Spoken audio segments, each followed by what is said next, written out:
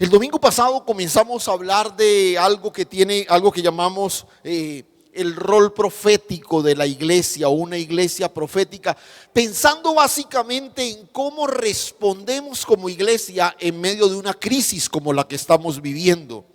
Y veíamos o teníamos como ejemplo el modelo del profeta Elías, como en el contexto más corrupto en la historia de Israel, Dios levanta a Elías para que no solamente señale el pecado del pueblo, sino que pueda invitar a la nación entera a volver sus ojos a Dios.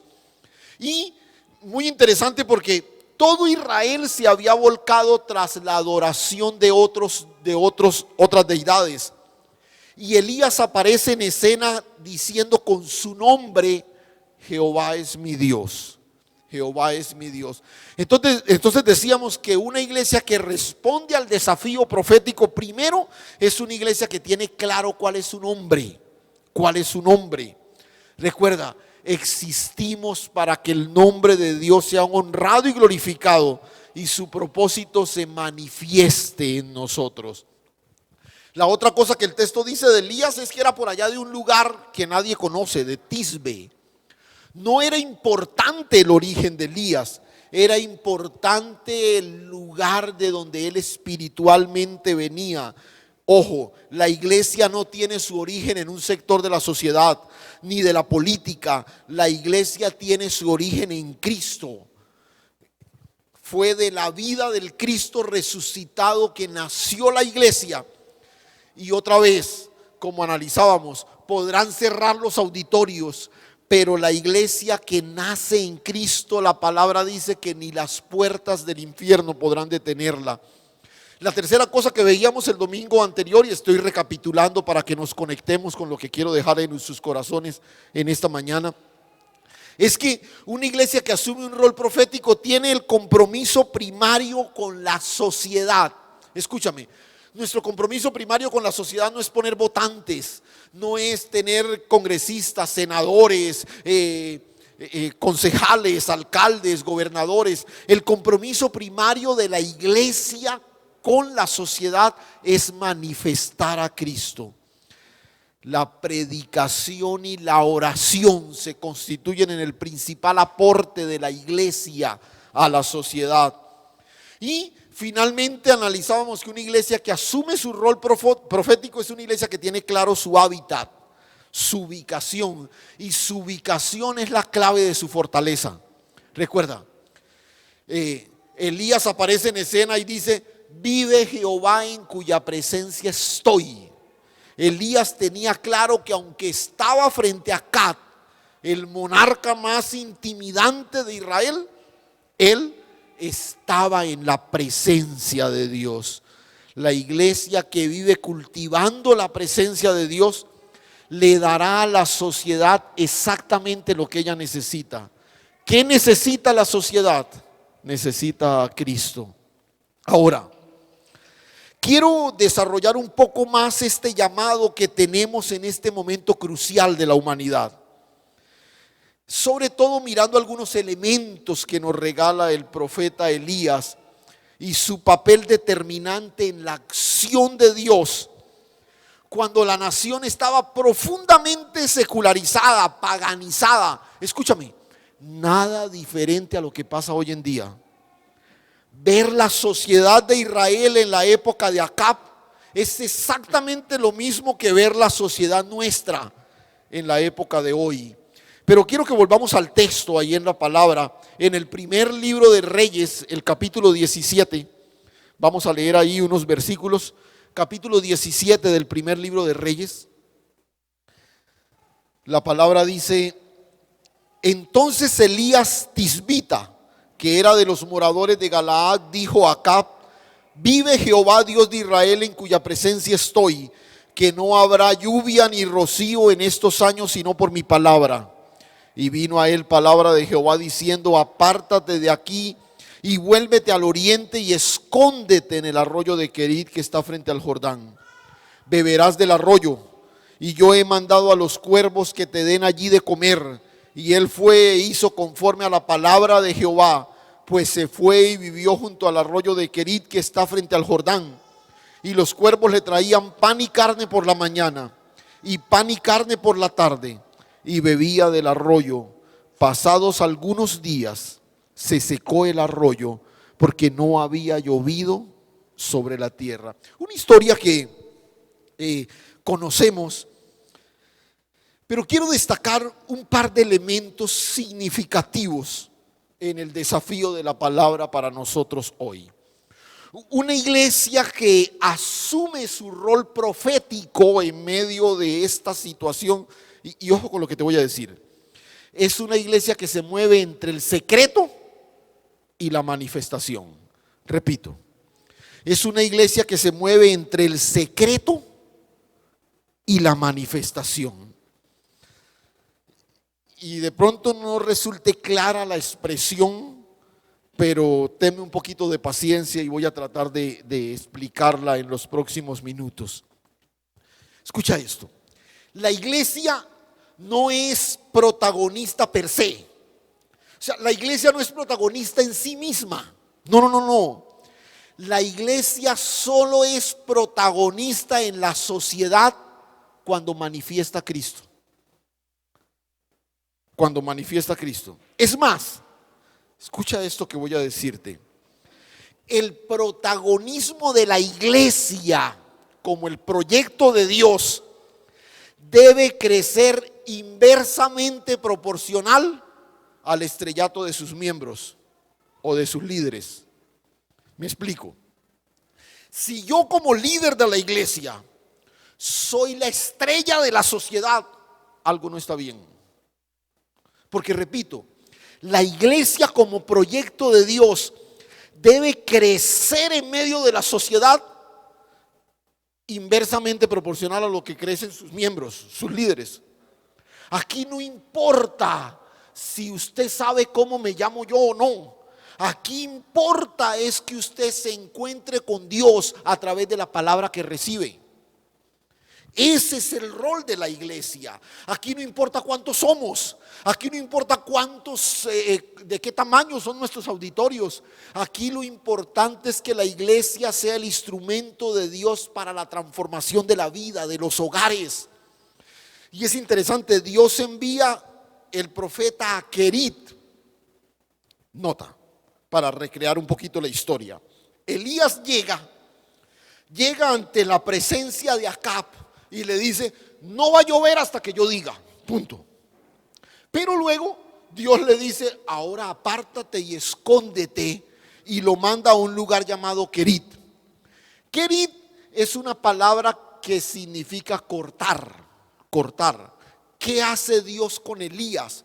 Lo corta de la relación con la sociedad y lo esconde en un lugar llamado Querit. Lo que sucedió en Querit es fascinante. El profeta está en ese lugar y todos los días, en la mañana y en la tarde, los cuervos vienen y le traen alimento. Cuervos, escucha, cuervos vienen y le traen alimento, y él toma agua de un pequeño arroyo que está ahí. Escuche, Elías es profeta. ¿Qué espera uno que hagan los profetas? Pues que profeticen, que hablen, que digan, que anuncien, que reprendan, que llamen la atención. Pero Dios lo esconde. ¿Por qué? Pareciera que no tiene sentido. Y Elías nos llama la atención sobre la importancia del Querit, sobre la trascendencia que tiene para los hijos de Dios esos episodios en que nos escondemos en Dios. Y esto es lo que después el mismo Jesús en el Evangelio llamó el secreto. Por eso te dije, la iglesia que asume un rol profético es la que se mueve entre el secreto y la manifestación. Entre el secreto y la manifestación. Ahora, el profeta es sustraído del protagonismo social para que disfrute el privilegio de la intimidad con Dios. Los retos que este profeta enfrentaría demandaban que él dedicara tiempo a estar en el secreto con Dios, en el secreto con Dios. Y esto es lo que a veces como iglesia hemos desestimado. La importancia de nuestro rol en la sociedad va a depender del tiempo que cultivemos en el secreto, en el secreto. A mí a veces me preocupa que estamos más preocupados por figurar socialmente que por cultivar la intimidad con Dios. Ahora, por favor, no me vaya a malinterpretar. No estoy hablando de una iglesia que se esconde, que se retrae, una iglesia que sencillamente se mete en cuatro paredes y se olvida de su compromiso con la sociedad. El domingo pasado mencionaba que la razón de nuestra misión es la sociedad que está allá afuera. Sí, pero yo soy efectivo para esa sociedad si cultivo una relación en el secreto. Hablar del secreto no estamos refiriéndonos a encerrarnos, a distanciarnos, a silenciarnos. No es esa postura monástica de irnos por allá a una montaña y apartarnos, o de esos claustros encerrados para evitar cualquier contagio con el mundo pagano. Hoy incluso hay corrientes cristianas que promueven este tipo de cosas.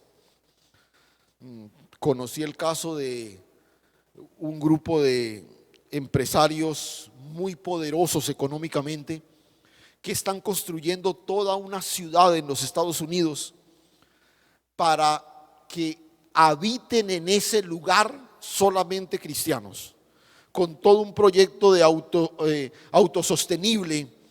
Y otra vez, esto no tiene sentido porque vuelvo y repito, la iglesia es importante cuando está en medio de la sociedad, no cuando se retrae de ella.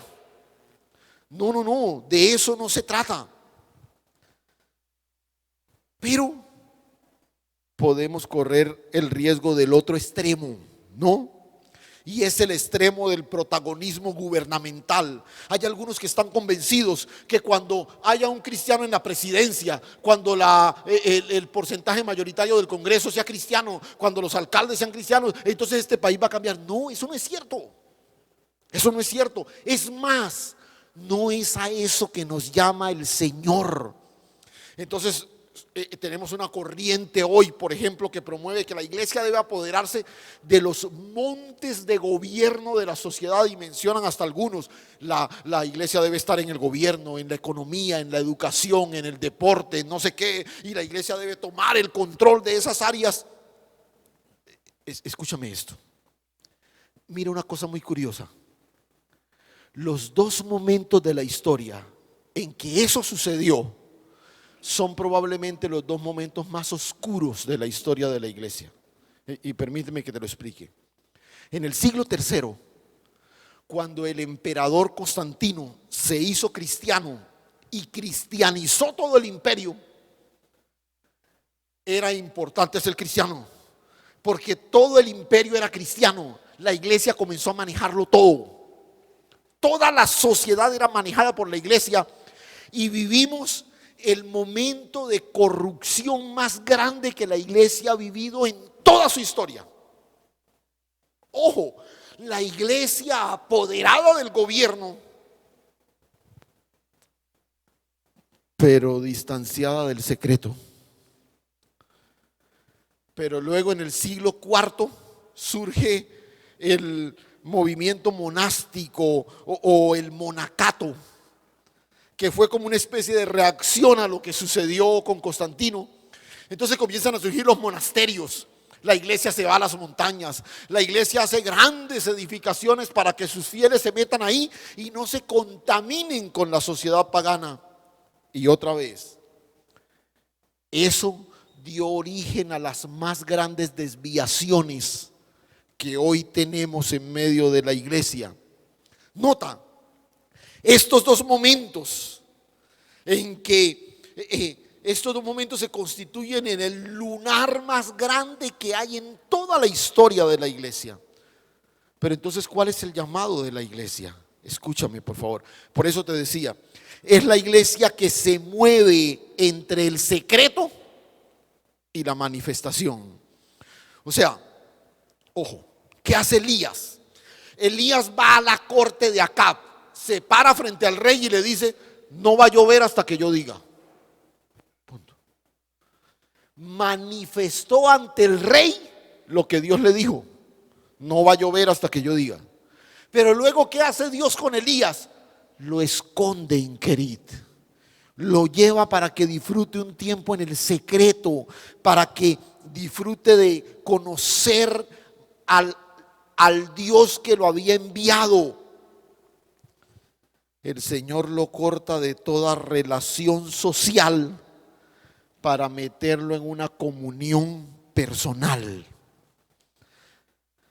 Dios lo aparta para que disfrute la comunión con Él. Pero Elías tiene claro que Querit no es el lugar donde va a morir. Ese no es el lugar de su asignación. Pero entiende la importancia que tiene el Querit en el proceso del desarrollo de lo que Dios quería hacer con él. Luego, Elías es sacado de Querit, es llevado a Sarepta, termina bendiciendo a una viuda y a su hijo. Luego enfrenta al rey y a 400 profetas de Baal en la cima del monte Carmelo. ¿Por qué Elías sale con todo ese poder para hacer eso? Por lo que había cultivado en el secreto. En el secreto. Escúchame.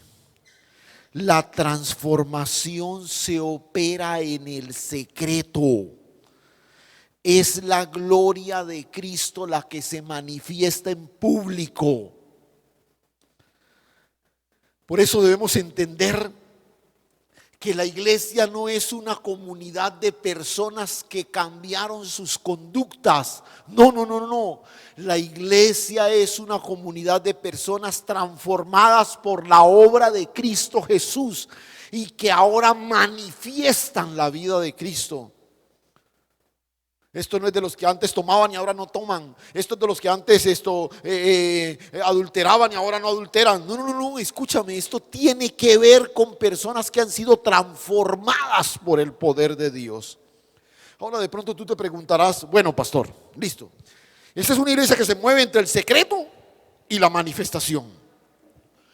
¿Cómo saber en qué extremo movernos en medio de cualquier situación? ¿Cómo sabía Elías cuándo ir ante Acab, cuándo ir a Querit, cuándo ir a la viuda en Sarepta, cuándo ir otra vez al monte Carmelo? ¿Cómo sabía Elías? Sencillo.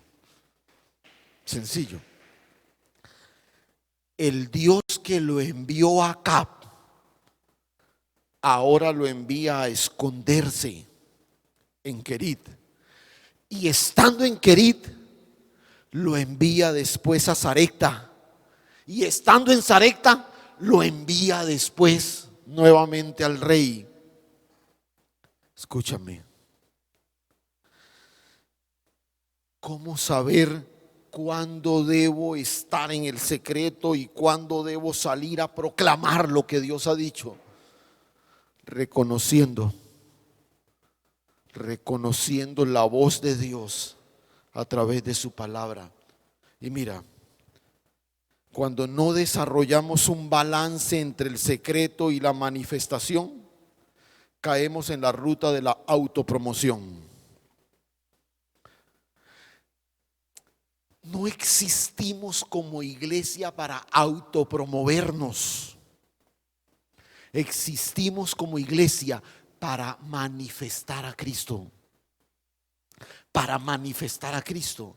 Para que Cristo sea reconocido a través de nosotros. No importa si nadie se acuerda cómo nos llamamos nosotros. No importa si nadie se acuerda cuál es el letrero que haya a la entrada de este auditorio. Eso es irrelevante. Lo importante es que la gente pueda reconocer a Cristo ahí en tu lugar de trabajo, ahí detrás del mostrador en el que atiendes, ahí detrás de la máquina que manejas, ahí detrás de la labor que desarrollas en la empresa donde Dios te ha puesto. Que las personas que están a tu alrededor, mira, tú no tendrás ni siquiera que decirles, es que yo soy cristiano evangélico, es que yo me congrego no sé dónde. No, tú no tendrás que decirles nada, porque vuelvo y repito, eso no es relevante. Pero se acercarán a ti porque verán en ti algo completamente diferente. Verán la vida del Cristo que te habita. Entonces, recuerda, la iglesia que asume su rol profético es una iglesia que se mueve entre el secreto y la manifestación. Pero una cosa más antes de concluir, y es que la iglesia que asume su rol profético es una iglesia, escúchame bien, sujeta a la agenda de Dios. Y préstame atención en esta reflexión final.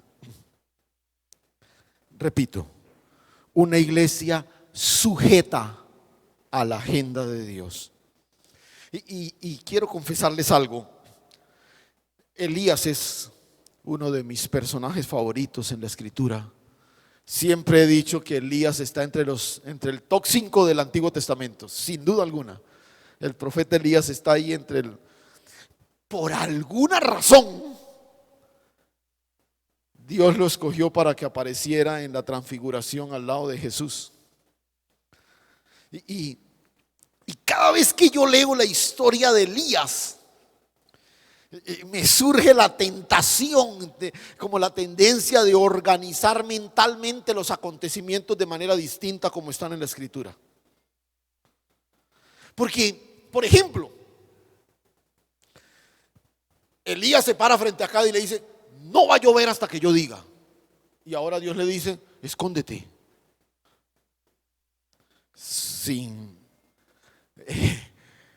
Con todo la implicación que esto tiene, y el Señor sabe, ya le he pedido perdón por eso. Yo particularmente, yo le digo, uy Señor, yo no hubiera mandado a Elías a esconderse. Yo le hubiera dicho, salga todos los días.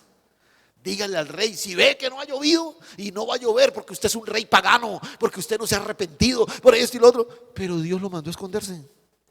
Entonces, yo tengo como esa tentación cuando leo esta historia de decirle, Señor, ¿qué tal si no mandas a esconder a Elías, sino que lo pones, por ejemplo, a hacer grupos de oración? ¿Por qué de pronto no montas algunas escuelas proféticas y todo lo demás?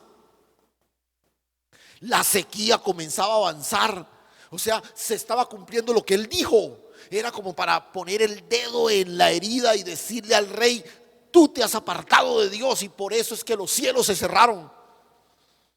Pero esa es la agenda mía, pero no es la de Dios. Y otra vez, el gran desafío que nosotros tenemos es el desafío como iglesia de sujetarnos a la agenda de Dios, renunciando a la nuestra. Y mira, la agenda del mundo hoy es una vacuna. La agenda de Dios sigue siendo el cumplimiento de su propósito. ¿Ves la diferencia? Toda la humanidad entera tiene sus ojos puestos en los laboratorios epidemiológicos. Toda la humanidad tiene sus ojos puestos en las decisiones gubernamentales. Porque la agenda del mundo hoy es una vacuna. Porque todo el mundo está sacudido por razón de un virus que nos tiene encerrados y ha alterado completamente nuestras rutinas. Pero repito, esa es la agenda del mundo. No debe ser la agenda de la iglesia. Porque la agenda de Dios sigue siendo el cumplimiento de su propósito. Mientras el mundo tiene sus ojos en los laboratorios científicos, la iglesia debe mantener sus ojos en el autor y consumador de su fe, Cristo Jesús. Aleluya. Y te pongo un ejemplo sencillo. Te voy a colocar un ejemplo sencillo. Mira, por dejarnos llevar por la agenda del mundo, el tema de la vacuna ha polarizado a la iglesia. Escúchame. Hoy tú puedes ver en redes sociales, yo me encuentro con hermanos cada semana y pastor, ¿y qué hacemos? Y si sale una vacuna y nos vacunamos o no nos vacunamos, mira que la vacuna, algunos están diciendo que con la vacuna nos van a poner un chip, que no sé qué, que esto es Bill Gates, que ahora quiere controlar el mundo, y entonces, escúchame esto, por estar atendiendo la agenda del mundo, nos hemos distraído de la asignación que tenemos como iglesia. Y no nos hemos percatado que ese es el modus operandi del enemigo. Que el enemigo no puede destruir la iglesia, porque la iglesia es de Cristo y es indestructible. ¿Qué hace el enemigo? Nos distrae. Nos distrae. Y entonces terminamos como iglesia haciendo cosas que no tenemos que hacer, ocupado de cosas que Dios no nos mandó ocuparnos, y nos hemos distraído de la asignación que Dios nos hizo. Vea, hoy muchos han abierto debates si debemos vacunarnos o no, si esa eventual vacuna vamos a ser capturados por el anticristo, si nos van a colocar un dispositivo, y nota, ¿por qué han surgido todas estas cosas? Porque nos dejamos absorber por la agenda del mundo. Es interesante que una vez Elías da la sentencia de que no va a llover, todo Israel quedó en modo supervivencia. O sea, a partir de ahí, la agenda de Israel, ¿cuál era? Supervivencia. Pero esa no era la agenda de Dios. Toda la nación comienza a gravitar en torno a eso. Incluso más adelante, leyendo ahí en el mismo texto, uno ve que Acab manda a sus criados a conseguir pasto y agua para sus animales. Ni siquiera le preocupa la supervivencia de la nación, sino la supervivencia de sus animales. El rey se pone a buscar a Elías porque lo señala como el culpable de la situación que están viviendo. Escucha, y el símil es inevitable. Hoy tenemos un mundo completamente focalizado en una vacuna porque tenemos un virus que ha afectado todo el orden social. Pero en la época de Elías, todo el mundo estaba pensando en que lloviera, porque toda la sociedad en Israel se puso en modo supervivencia. Pero aparece Elías, que está sujeto a la agenda de Dios y que no está en modo supervivencia. Mira, Elías va a Querit.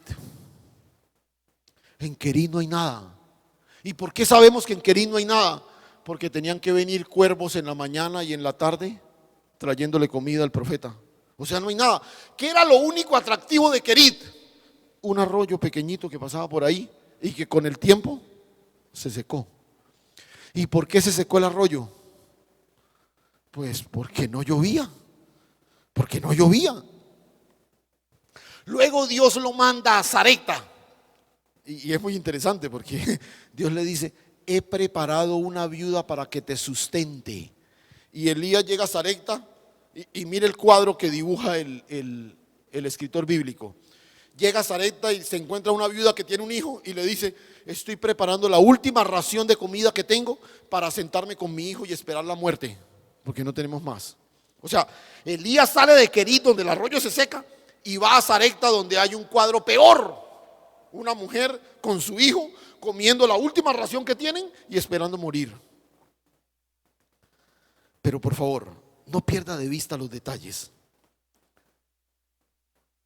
A Elías también le afectó la sequía, porque no quiero que quede la idea en el ambiente de que estoy diciendo, como la iglesia no está sujeta a la agenda de la sociedad, entonces es que a nosotros no nos afecta el virus, a nosotros no nos afecta un eventual contagio. No. A Elías también le afectó la sequía. ¿Por qué se fue Elías de Querit? Pues porque el arroyo se secó. O sea, Elías también sufrió la sequía. Pero escúchame. Y aquí viene lo interesante. Uno no ve a Elías parado frente al arroyo de Querit diciendo: hey, Señor, pero vea, Y entonces, ¿y usted por qué permitió que el arroyo se secara? Si yo soy su siervo, si yo fui el que declaré que no iba a llover por orden suya. ¿Y cómo es que ni siquiera el arroyo que me alimenta a mí usted lo preserva? Nota, Elías no se queja. Elías no le reclama a Dios. Elías no le arma a Dios el show que a veces nosotros le armamos.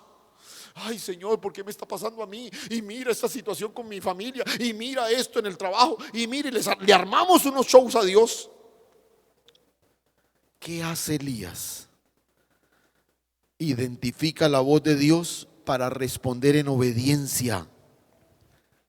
La situación no cambió para Elías. El arroyo no se llenó de agua otra vez, no, quedó seco.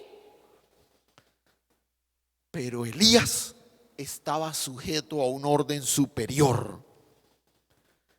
Milagrosamente mañana y tarde llegaban cuervos con pan y carne en sus picos para que este hombre pudiera comer. Y luego va a Sarepta, donde hay una mujer que tiene un puñado de harina y un poquito de aceite, es todo lo que tiene. Pero por casi año y medio, con ese puñado de harina y ese poquito de aceite, Elías, la viuda y su hijo pudieron sobrevivir milagrosamente. ¿Por qué? ¿Por qué? Escúchame. Porque cuando Elías llega a la casa de la viuda, hay una situación lamentable, pero Elías no se sujeta a ella, la transforma con el poder de Dios. Y escúchame esto que te voy a decir. La sequía en Israel afectó su humanidad, pero nunca su identidad. Nunca su identidad. El virus puede afectar nuestro cuerpo. Varios en nuestra congregación se han contagiado e infortunadamente los familiares de algunos han fallecido. Decenas de pastores, aún en Colombia, en nuestra misión, tenemos más de una docena de pastores que han fallecido por razón del virus. Escúchame, es que no te estoy diciendo que somos inmunes a un virus. No. Lo que tenemos el convencimiento seguro que no es un virus el que nos quita la vida, que así como no decidimos el momento en que llegamos, tampoco decidimos el momento en que nos presentamos nuevamente delante de Dios. Tenemos esa convicción porque estamos sujetos a la agenda de Dios, y mientras estamos en este lugar, estamos para manifestar su nombre, no para promover el nuestro. Podemos ser afectados por un contagio. Nuestro cuerpo puede verse afectado por un contagio, pero nuestra identidad en Cristo es eterna, es eterna. Durante ese tiempo, Elías no se movió solucionando problemas. Se movió gobernado por una agenda superior, la que el cielo dibujó para él. Escúchame, querido hermano, como iglesia no respondemos a la agenda de la necesidad o de la enfermedad o de la desesperación, aunque somos instrumentos de Dios para personas enfermas, desesperadas, atribuladas. Escucha, ¿nos afecta la situación? Claro que sí. Pero la agenda que gobierna nuestra vida es la de Dios. Y la agenda de Dios siempre se centra en la manifestación del Hijo. Pastor, pero ¿por qué pastores se han muerto en medio de esta pandemia?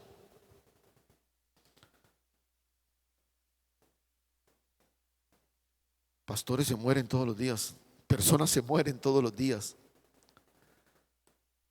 Pero mientras estamos aquí, estamos para que el nombre de Dios sea reconocido a través de nosotros. Escúchame, esa es la naturaleza profética de la iglesia en medio de situaciones como la crisis actual. Seguimos comprometidos con la predicación del evangelio. con la comunión íntima con Dios a través de la oración. No existimos para hacer eco de la problemática que nos rodea, sino para ser instrumentos de transformación de las circunstancias en el nombre de Cristo Jesús. Mira, Elías estuvo en Querit, un lugar inhóspito, sin provisión. Fue a Sarepta, a la casa de una viuda más necesitada que él. Pero en cada uno de esos lugares llegó y se quedó, escúchame, no por conveniencia, sino por obediencia a la voz de Dios. La iglesia no se mueve por conveniencia, sino por obediencia. Y ahí está la clave. Elías no fue a Querit porque le pareció bonito ese lugar. Elías fue a Querit porque fue el lugar señalado por Dios. Cuando como iglesia entendamos que no estamos aquí para promocionar nuestras ideas, sino para obedecer lo que Dios ha dicho, ese día seremos la iglesia que afecta en el nombre de Dios el curso de nuestra sociedad. Puede que mantenernos fieles en este momento traiga muchos problemas. Se cierren las puertas. Escúchame. Puede que veas tus recursos comprometidos, pero nunca comprometas tu fe. Porque si tú estás en el lugar que Dios quiere que estés, haciendo lo que Dios quiere que hagas, no te preocupes. Porque el cielo moverá incluso cuervos si es necesario para sostenerte. No importa si las reuniones eclesiales son para el gobierno el último ítem de importancia. Fueron más importantes los casinos, fueron más importantes las discotecas, fueron más importantes los lugares de bailes. El último ítem de importancia en la agenda del gobierno para una eventual apertura fueron las iglesias. Pero eso a nosotros no nos debe interesar, porque no podemos pretender que la agenda del gobierno sea la misma de la agenda de Dios. Sí, que las finanzas se han reducido significativamente. Sí, que muchos procesos están marchando a paso lento. Muchos de los proyectos ministeriales se han paralizado. No pudimos volver a atender a nuestra congregación en la cárcel. No pudimos seguir visitando algunos escenarios donde Dios nos había entregado algunos proyectos. Pero escúchame, la iglesia de naturaleza profética es aquella que se posiciona en Cristo, se mantiene fiel a su palabra, intensifica la comunión para ser un instrumento de transformación, aún sin decir una sola palabra. A veces creemos que si yo estoy sirviendo al Señor, entonces no voy a tener ningún problema, no voy a sufrir ninguna dificultad, no voy a tener ningún traspié. Y a mí me fascina esto en la Escritura, mira. Ni María, la madre de nuestro Salvador, ni a ella Dios le garantizó el bienestar para cumplir su propósito. Y este es uno de los ejemplos que más me cautivan de la Escritura. María, la madre de Jesús, decidió abrazar el proyecto de Dios en detrimento de su propio proyecto. Una mujer virgen que estaba desposada, a punto de casarse, con todo el sueño de una boda y un matrimonio. Su sueño matrimonial se vio comprometido, su reputación quedó en entredicho, su futuro hogar se estremeció. Y aún cuando decidió decirle sí a Dios y albergar en su vientre al Salvador del mundo, cuando llegó el momento de nacer, ni siquiera Dios le garantizó un lugar donde tener a su bebé con las condiciones apropiadas. Vea, uno lee la historia en el Evangelio y uno dice, venga Señor, pero ni siquiera para María, la madre del Salvador, la madre del Hijo de Dios, hay un lugar en Belén para que ella pueda tener su hijo tranquilamente. Pero usted escucha a María quejándose. Usted escucha a María gritándole al cielo, pero Señor, yo te presté mi vientre, mi hogar, mi matrimonio, todos mis sueños, y vea, usted ni siquiera un lugar, me toca dar a luz en un pesebre maloliente. ¿Sabe qué tenía María claro? Que el asunto no tenía que ver con ella. María entendió con diáfana claridad que su bienestar no era lo significativo, que lo importante era su hijo. Y esto no ha cambiado. La iglesia necesita entender que lo importante no es nuestro bienestar, lo importante es el Hijo de Dios. Esa es la agenda de Dios, la manifestación del Hijo, y es en eso en lo que estamos comprometidos. Cierra tus ojos un momento. Yo quiero que cerremos este tiempo en oración. Una iglesia que asume un rol profético es aquella que se mueve entre el secreto y la manifestación. La iglesia que cultiva decididamente la comunión con Dios en el secreto será un poderoso instrumento del cielo cuando se manifieste en público.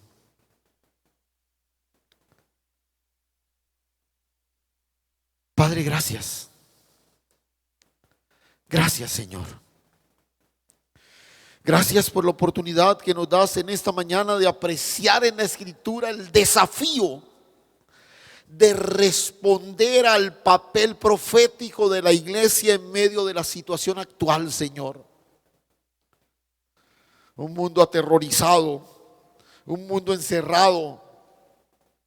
Y no es que no nos afecte a nosotros también.